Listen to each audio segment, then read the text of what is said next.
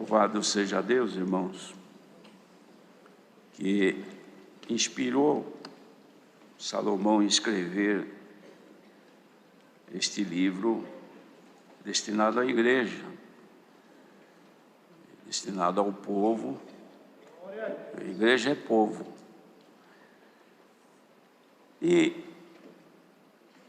escreveu então o que nós acabamos de ler, recomendando no início, como nós vimos aqui no texto em cima, façamos o que é bom no tempo oportuno. Sempre haverá oportunidade para fazer o bem, porque o dever de todo ser humano, uma vez que por causa do pecado que cometeu, passou a ter conhecimento do bem e do mal, também passou a ter conhecimento da possibilidade de escolha em fazer o que é bom ou fazer o que é mal.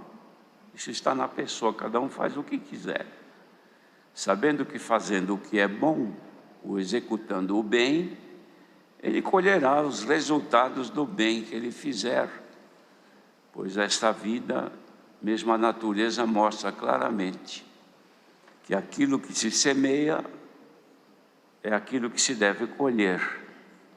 Então quem faz o bem deverá colher também os frutos do bem. Ele fazia aqui então, irmãos, esta comparação: lançar o pão sobre as águas, para depois de muitos dias o achar. Depois então ele esclarece: reparte com 7 até com 8, porque não sabes que mal haverá sobre a terra. Aqui podemos compreender de duas maneiras. Uma é com respeito ao viver terreno. Esse lançar o pão sobre as águas é a pessoa fazer o bem, como que fosse semear, para colher depois, no futuro, aquilo que ele semeou. Como já dissemos, depois de muitos dias acaba achando aquilo que ele lançou nas águas. Mas na verdade não quer dizer que a pessoa vai pegar um pão e jogar no rio, ou jogar numa enxurrada, para depois de muitos dias o achar. Não é isto. Ele fala do bem que se faz, para que no futuro se colha aquilo que a pessoa produziu. E ensinava a repartir com 7 e até mais do que 7, até 8.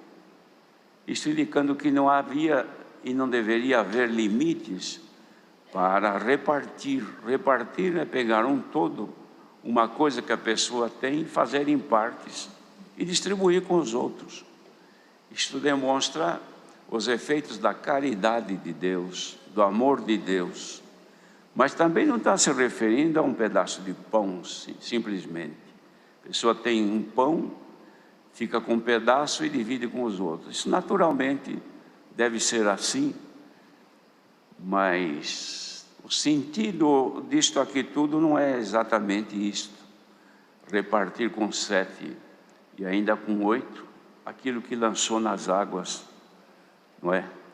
Mas levando isso aqui, irmãos, para o lado espiritual, nós todos devemos de entender isto, que aquilo que alcançamos de Deus, não deve haver em nós o egoísmo, pessoa que só pensa por si, mas deve também retransmitir ou passar para outros, para que seja multiplicado o que é bom, porque o mal se multiplica sozinho.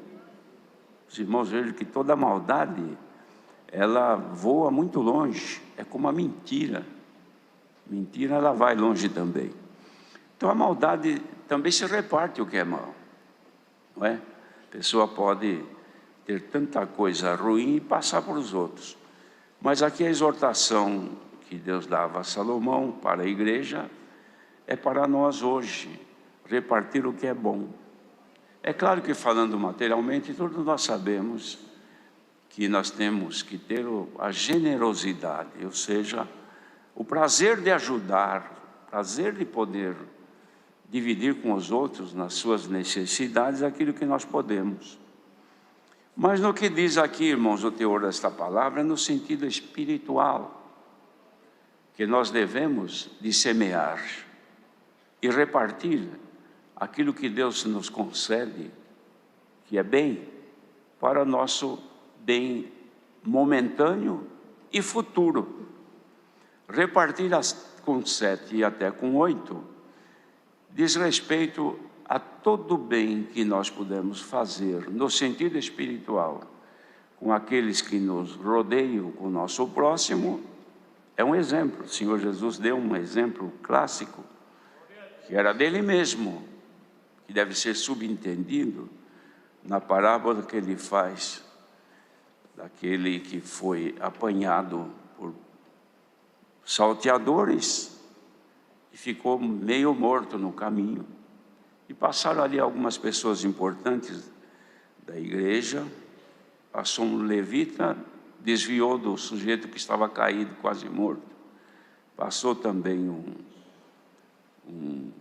outro importante da igreja, também sacerdote. Olhou, quando viu a pessoa caída que demandava ali um socorro, ele se desviou. E finalmente passa alguém que ninguém esperava nada dele. E este passa, então, que era inclusive rejeitado pelos judeus, pois era um samaritano, que ninguém gostava dele.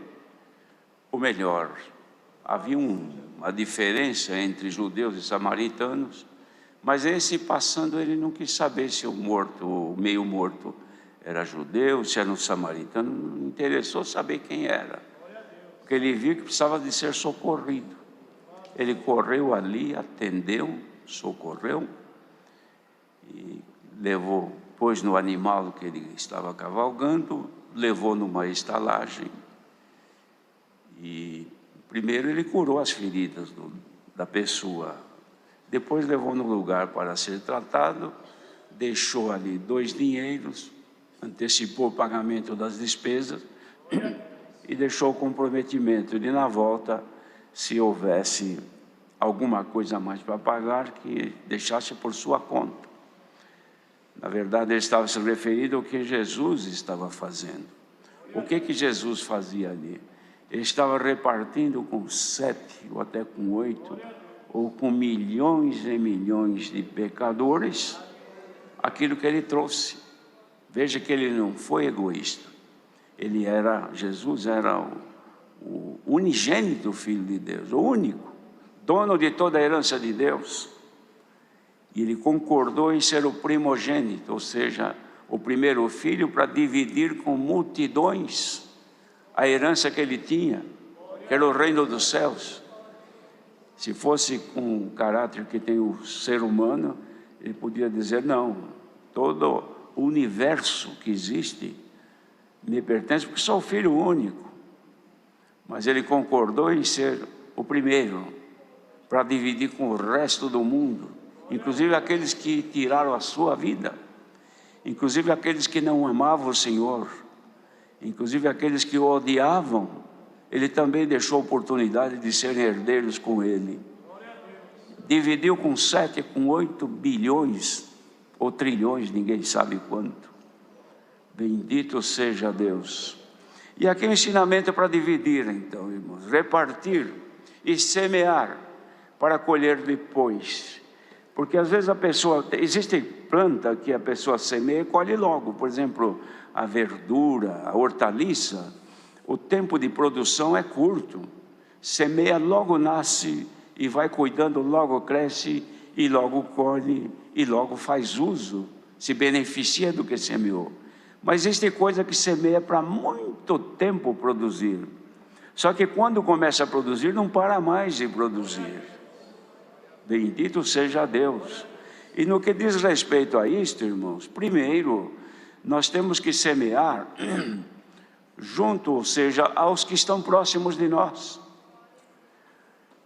O apóstolo Paulo escreveu que aquele que não cuida dos seus é pior do que o incrédulo, negou a fé, porque não cuida dos seus. Os irmãos, vejam hoje quanta coisa que tem nesse sentido. Por exemplo, uma coisa que acontece muito: Os pais criam seus filhos, ficam idosos, formam seus filhos, pagam a universidade para eles, ficam anos sem trabalhar, ficam já grandões, adultos, não trabalharam, não produziram nada, e o pai pagando, a mãe lutando, lavando as roupas, fazendo alimento, suportando os seus problemas. Aí se forma, se casa, forma uma família e esquece dos pais. Nunca mais se lembra que tem um pai. Aí fica idoso, aí depende de um carinho, depende de uma ajuda, depende de uma atenção. Aqueles que podem, o que eles fazem? Eles pagam para alguém fazer. Mas quem não pode, muda de endereço e não deixa o endereço para onde foi. Porque querem se livrar daqueles que eles tinham o cuidado de zelar, porque são os seus. Esses estão negando a fé e são piores do que os incrédulos. A Irmandade deve conhecer muita história dessa aí, não é? Que existe. Outros, então, põem uma clínica de idosos, no lugar aí para idosos, e nunca mais vão ver se eles estão vivos ou não. Outros passam por lá, não têm sequer a paciência de ouvir, porque acha que ele já tem Alzheimer, que ele está caduco, que ela está caducando, que ela pergunta as coisas várias vezes, não tem mais paciência. Esquece que ela teve paciência com ele, cuidou dele, limpou, lavou, deu de mamar, suportou, trocava, ele se sujava, trocava de novo. Chorava de noite, a mãe levantava e vinha atender. Esquece. Por quê? Porque o ser humano assim, não lança mais o seu pão sobre as águas e não reparte nem com seus pais idosos. E os que então viram as costas até os filhos, larga a mulher, larga os filhos, some, esquece que era um pai, ou esquece que era uma mãe. Onde é que está o amor? O que é que estão semeando? Estão jogando os seus pães na água, para depois colher depois de muito tempo? Estão repartindo com os filhos? Muitas vezes não, mas o Senhor manda a palavra nesta noite, nesta manhã, para que se manifeste em nós a verdadeira caridade de Deus. Aquele que tiver a caridade vai ver a face de Deus, irmãos. Quem não tem, não pode ver a bênção de Deus. Então diz assim: estando as nuvens cheias, derramam chuva sobre a terra. É a natureza que Deus fez. Os irmãos viram essa madrugada, as nuvens se encheram, não negaram, porque elas podiam, por exemplo, ficar sob efeito do vento e ir embora para outro lugar e deixar a cidade aqui cheia de pó, de doença, de problema respiratório, não é? Não chove, a cidade fica difícil, cheia de contaminações, todo mundo tem alergia, espirrando com gripe, com tanta coisa, mas as nuvens estão cheias. Deus ordena que ela jogue a água sobre a cidade, lava a cidade, aplaca o calor e as pessoas passam a sentir prazer e alegria.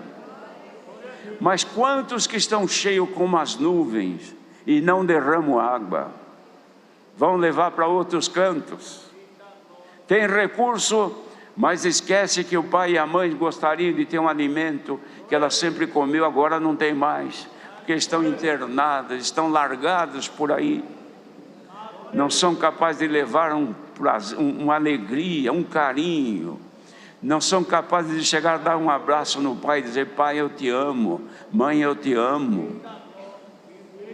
Porque isso está acontecendo na humanidade, o amor vai se esfriando, porque o pecado se multiplica. Mas o Senhor quer fazer, irmãos, que o amor seja multiplicado e o pecado diminua. Santo é o Senhor.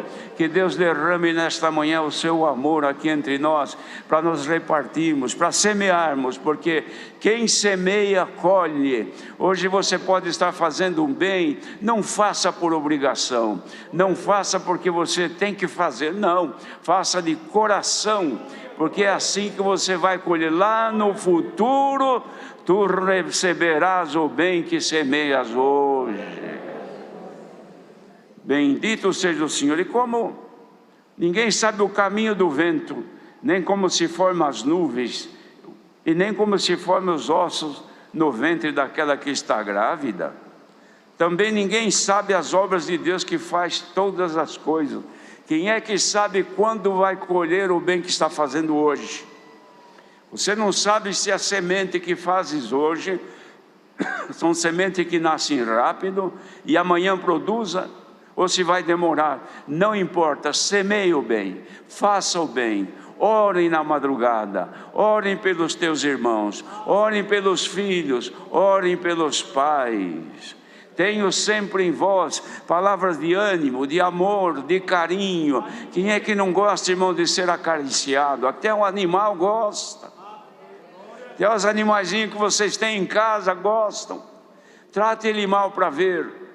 Tratando mal um animal doméstico, chega a hora que ele sabe que a pessoa chega, ele se esconde, porque já sabe que vai ser maltratado. Mas tratando bem, ele é o primeiro, fica sabendo antes da pessoa chegar.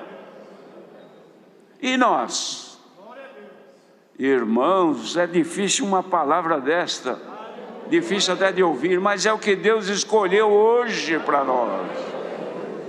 Bendito seja o Senhor.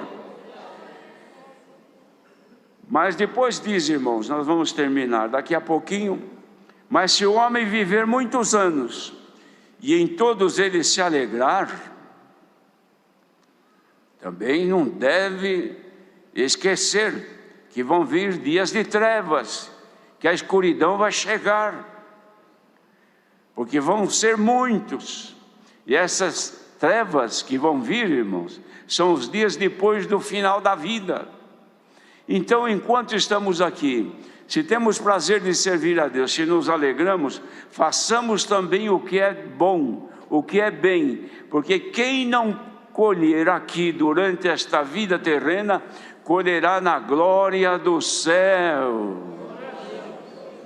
Irmãos, todo mundo gosta de viver bem, todo mundo gosta de notícia boa, todo mundo gosta de sucesso, mas nem todos gostam de plantar o que quer colher. Hoje o Senhor está ensinando, vamos semear, vamos fazer o bem, vamos repartir. Não é repartir, dar dinheiro na coleta, isso é outra situação que também o generoso tem e faz com prazer, mas é repartir o teu amor, o teu carinho, repartir o teu prazer, aquilo que você gosta que façam para ti, faça para os outros. Marido que gosta de ser feliz, faça a tua mulher feliz. Mulher que reclama que é infeliz, faça o teu marido feliz, porque o retorno da felicidade dele te alcançará. O egoísmo faz a pessoa querer tudo para si e não ceder em nada. Irmãos, se Deus nos der hoje o perfeito dom da caridade, nós vamos sair daqui cada um querendo exercer a caridade, amando mais, suportando mais, fazendo os que estão em volta de nós felizes, ainda que você ache que não mereça, mas você não é juiz. Ache que você não merece e ela merece, ele merece. Faça o bem e você vai receber de volta muito mais do que fizeres. É palavra que incomoda quem ouve, mas quem quer salvar a sua alma, é receita de Deus nesta manhã. Ainda que te incomode ouvir isto, mas isto são palavras que o Senhor Jesus ensinou, e que devemos amar-nos sinceramente. Quem quer buscar e receber de Deus as bênçãos, hoje está aqui a maneira de chegar até lá. Faça o bem hoje e amanhã tu colherás o bem muito mais do que semeares. Deus seja louvado.